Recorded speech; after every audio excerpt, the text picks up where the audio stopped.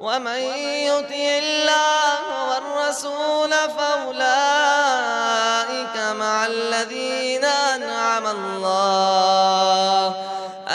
الله عليهم من النبيين والصديقين والشهداء والصالحين.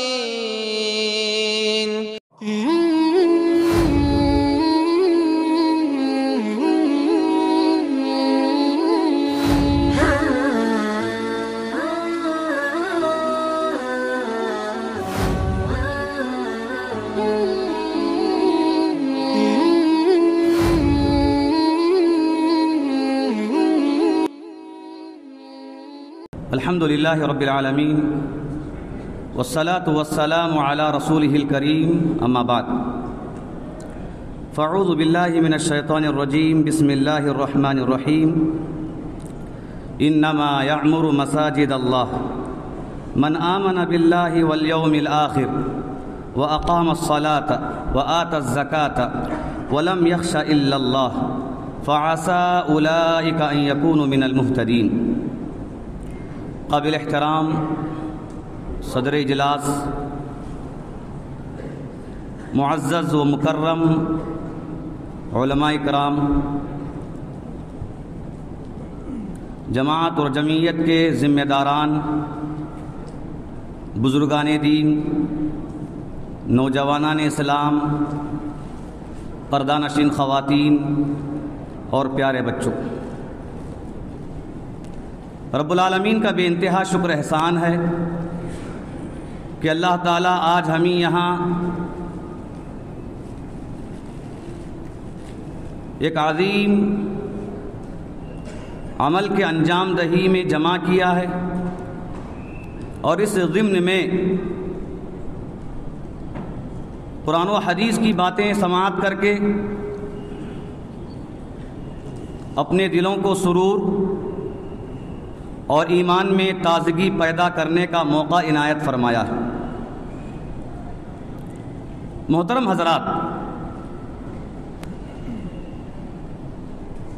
رب العالمین نے ہمیں اس کی عبادت کرنے کے لیے پیدا کیا ہے۔ ہماری پیدائش کا مقصد اللہ کی عبادت و بندگی ہے، اور پھر اللہ تعالیٰ نے عبادت کرنے کے لیے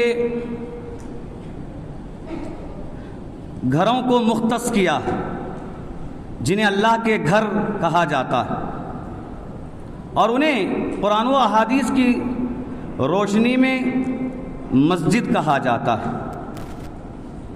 اللہ تعالیٰ نے قرآن مجید میں لفظ مسجد کا استعمال کیا اور بتایا کہ یہ مسجدیں صرف اور صرف اللہ کے لیے ہوتی ہیں، جہاں اللہ کا نام لیا جاتا ہے، صرف اور صرف اللہ ہی کی عبادت کی جاتی ہے، اللہ کے علاوہ کسی کا نام اور کسی کی عبادت نہیں کی جاتی۔ وَأَنَّ الْمَسَاجِدَ لِلَّهِ فَلَا تَدْعُوا مَعَ اللَّهِ أَحَدًا، مساجد اللہ کے لیے ہیں، وہاں اللہ کے علاوہ کسی کو نہ پکارا جائے۔ محترم حضرات، جو مسجدیں اللہ کے لیے بنائی جاتی ہیں، ان مسجدوں سے محبت کرنا، ان مسجدوں کو آباد کرنا، یہ ہر مومن کی ذمہ داری ہے۔ مومن کے ایمان کے حصوں میں ایک حصہ مسجد سے محبت کرنا بھی ہے، اور جو مومن مسجد سے محبت کرتا ہے، اپنے دل کو لگاتا ہے، کل قیامت کے دن ان 7 خوش نصیبوں میں ہوگا جو سورج کی گرمی سے، تپش سے سائے میں رہیں گے بچ کر۔ اور اللہ کے رسول صلی اللہ علیہ وسلم نے اس کے ذکر میں فرمایا وَرَجُلٌ قَلْبُهُ مُعَلَّقٌ فِي الْمَسْجِدِ، ایک وہ آدمی جس کا دل مسجد سے لگا رہتا ہے۔ آپ صلی اللہ علیہ وسلم نے حدیث میں معلق کا لفظ استعمال کیا، اور یہ لفظ ہم لوگ اردو زبان میں بھی استعمال کرتے ہیں، معلق، لٹکا رہنا، لگا رہنا۔ اور اس کی شرح میں امام نووی رحمہ اللہ کہتے ہیں کہ مسجد سے دل کو لگانے کا مطلب یہ ہے شدت الحب لہا، کہ مسجد سے حد درجہ محبت کرنا، وَمُلَازَمَةِ لِلْجَمَاعَةِ فِيهَا،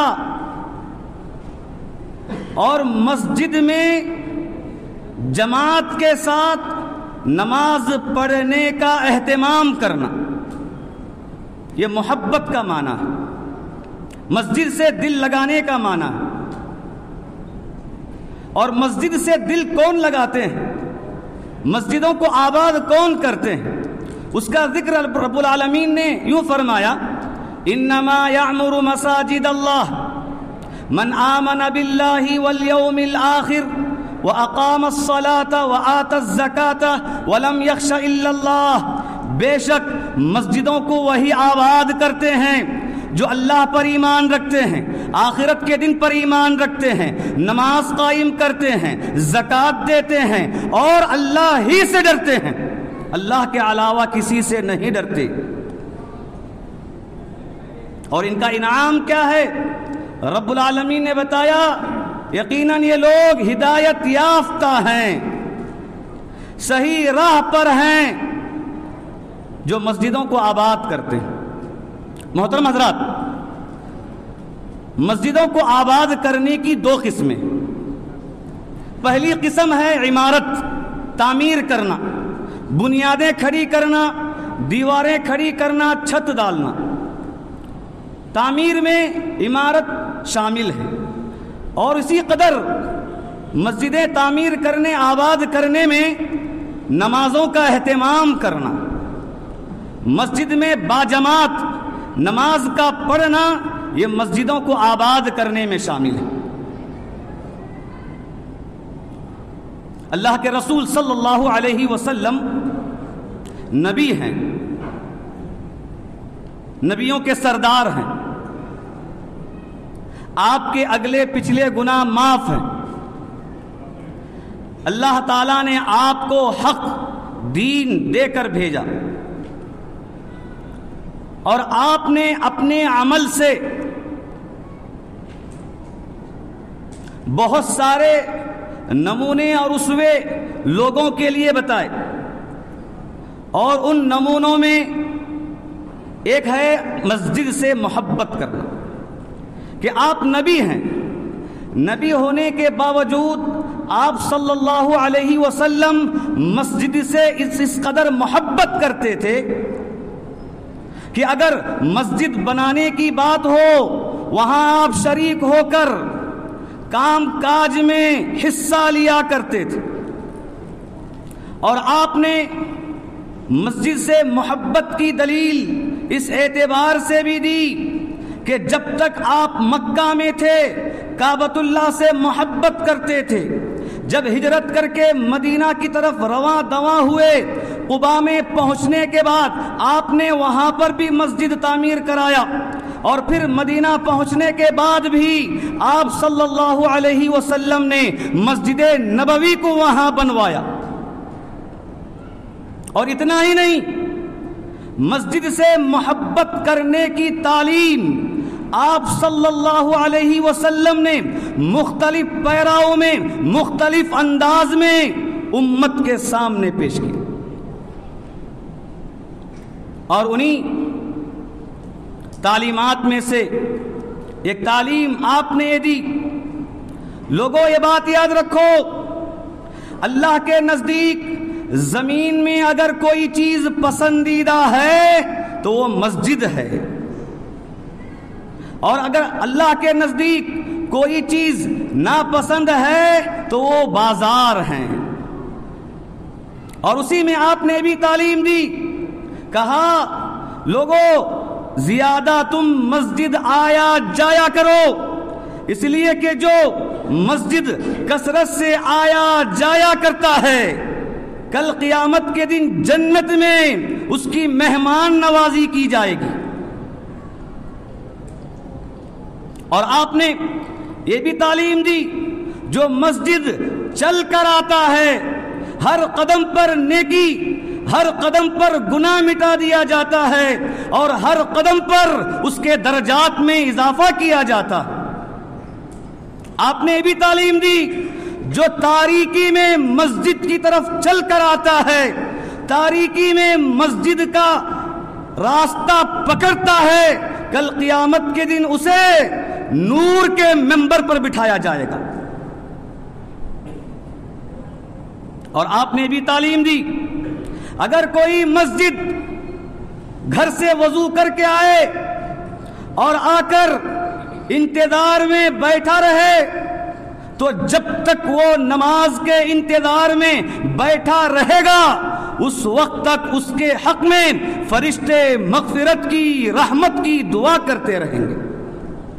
نماز ختم ہو گئی پھر اگر وہ اپنے ہی جگہ بیٹھا رہے جب تک اس کا وضو باقی ہو اس وقت تک فرشتے اس کے حق میں مغفرت کی، رحمت کی دعا کرتے رہیں گے.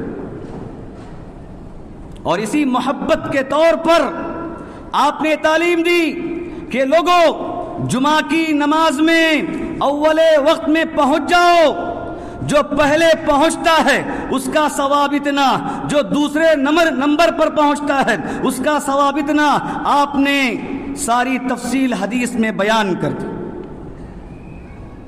اور اسی قدر مسجد سے محبت اللہ کے رسول صلی اللہ علیہ وسلم اس قدر زیادہ کرتے تھے. کبھی آپ سفر میں نکل جاتے، سفر سے واپسی کے وقت میں پہلے مسجد جاتے پھر بعد میں گھر جاتے تھے. محترم حضرات، مسجد سے محبت کرنے کا یہ حکم، یہ تعلیم شریعت میں کیوں دی گئی ہے؟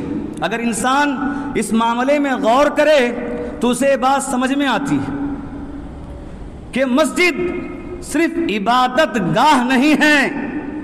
عبادت گاہ کو مسجد نہیں کہا جاتا بلکہ مسجد جہاں پر عبادت کی جگہ ہے اسی جگہ پر مسجد ایک مدرسہ ہے، مسجد ایک ہاسپٹل ہے، مسجد ایک تربیت گاہ ہے، اور مسجد جہاں پر لوگوں کے مسئلوں کو حل کیا جاتا ہے. اللہ کے رسول صلی اللہ علیہ وسلم کے زمانے میں مسجد کے ذریعے ہی امت کے مسائل کو حل کیا جاتا تھا. سب سے پہلا مدرسہ مسجد نبوی میں قائم کیا گیا جسے اصحاب صفہ کے نام سے یاد کیا جاتا ہے. صحابہ کی تیمارداری مسجد نبوی میں کی جاتی تھی. جنگ کی تیاری مسجد میں کی جاتی تھی. نوجوانوں کی، بچوں کی تربیت مسجد میں کی جاتی تھی. گویا کہ مسجد ایک ایسی عظیم جگہ ہے جہاں آنے کے بعد ایک مسلمان، ایک انسان فائدے سے خالی واپس نہیں جاتا، جہاں وہ ثواب حاصل کرتا ہے، دل کا سکون وہاں پاتا ہے، رب العالمین سے گڑ گڑا کر مانگ کر، اپنے گناہوں کا ذکر کر کے، اپنے پریشانیوں کا ذکر کر کے اپنے دل کے بوجھ کو ہلکا کر لیتا. مسجد ایک ایسی عظیم جگہ ہے محترم حضرات کہ انسان پریشان حال ہو، دل میں غم ہو، انسان اپنے مسائل لے کر آئے، حاجت کے طور پر نماز پڑھے، رب العالمین سے دعا کرے، یقیناً وہ اپنی ذات میں، اپنے دل میں ایسی راحت حاصل کرتا ہے جو راحت کے کئی لوگوں کی تسلی دینے سے بھی حاصل نہیں ہوتی. اسی لیے اس مسجد کو پاک و صاف رکھنے کی تعلیم دی گئی. اس مسجد میں اگر کوئی تھوکے یا گندگی یہاں ڈالے تو کہا گیا یہ گناہ ہے، اس کا کفارہ थूक को मिटा देना, मिट्टी से ढांप देना, या वो जो कोड़ा कर डाला गया है उसे उठा देना, उस गुनाह का कफ़ारा है। और आपने एक हदीस में कहा, मेरी उम्मत की अच्छाइयाँ और बुराइयाँ मेरे सामने दिखाई गई, और उन बुराइयों के जिक्र में आपने यही बात बताई कि मस्जिद में अगर कोई गंदगी को देखे और देखकर खामोश हो जाए, चले जाए, उस गंदगी को ना उठाए, साफ ना करे, ये मेरी उम्मत की गुनाहों में से है, गलतियों में से। मोहतरम हज़रात, जब शरीयत ने मस्जिद से मोहब्बत करने की तालीम दी है तो उस मोहब्बत के भी कुछ तकाज़े हैं, मोहब्बत के भी कुछ तकाज़े हैं। मस्जिद से मोहब्बत के तकाज़ों में सबसे पहला तकाज़ा ये है कि हम लोग मस्जिद में बाजमात नमाज का एहतमाम करें। बाजमात नमाज का एहतमाम करना मर्दों के लिए ज़रूरी है। जैसे नमाज का पढ़ना, 5 वक्त नमाजों का पढ़ना फ़र्ज़ है, उसी कदर जमात के साथ पढ़ना मर्द के लिए ज़रूरी है और ख़वातीन के लिए मुस्तहब है। ख़वातीन के लिए घरों में पढ़ना अफजल है। अगर मस्जिद आकर पढ़ना चाहें तो ख़वातीन नमाज पढ़ सकती हैं। अलगर्ज़ आपके सामने मस्जिद से मुताल्लिक़ जो बात बताई गई है उसका ख़ुलासा ये है कि मस्जिद से मोहब्बत करना एक मोमिन के लिए ज़रूरी है, ईमान के हिस्सों में ये बात शामिल है। लिहाजा हमें चाहिए कि हम मसाजिद से मोहब्बत करें। रब्बुल आलमीन से दुआ है कि अल्लाह ताला हमें मस्जिदों से मोहब्बत करने की तौफ़ीक़ अता फ़रमाए। रब्बुल आलमीन मस्जिदों में जमात के साथ नमाज़ों का एहतमाम करने की तौफ़ीक़ अता फ़रमाए। अल्लाह ताला जो कुछ मस्जिदें बनाई गई हैं, रब्बुल आलमीन तमाम मस्जिदों को आबाद फ़रमाए। आमीन। वाखिरु दावाना अनिल हम्दुलिल्लाहि रब्बिल आलमीन। अस्सलामु अलैकुम व रहमतुल्लाहि व बरकातुहू।